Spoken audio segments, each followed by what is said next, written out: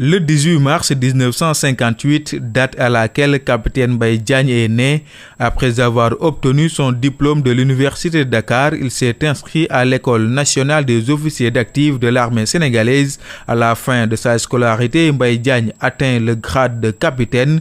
Il reçoit le commandement de la 3e compagnie du 6e bataillon d'infanterie et combat dans le conflit en Casamance de 1989 à 1993. Cette année-là, Diagne a été envoyé au Rwanda dans le cadre d'une équipe d'observateurs militaires de l'Organisation de l'Union africaine chargée de surveiller la guerre civile rwandaise, un conflit qui opposait le gouvernement dominé par les Hutus et le Front patriotique rwandais, FPR, dirigé par les Tutsis. Capitaine Mbaye Diagne est affecté à la mission des Nations Unies pour l'assistance au Rwanda, MINUAR, une force de maintien de la paix des Nations Unies destinée à superviser la mise en œuvre des accords d'Arusha, un accord de paix destiné à mettre fin à la guerre.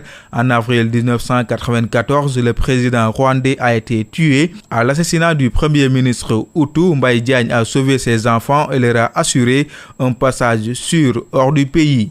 Mbaye Diagne a ensuite entrepris de nombreuses missions seul autour de Kigali en violation des règles d'engagement de l'ONU.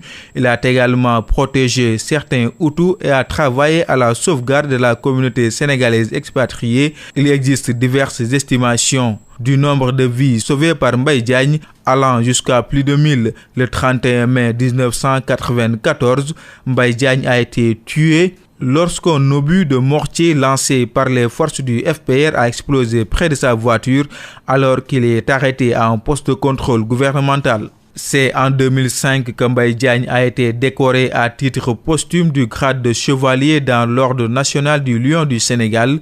Le Conseil de sécurité des Nations Unies a créé la médaille du capitaine Mbaye Diagne pour courage exceptionnel en 2014 en son honneur.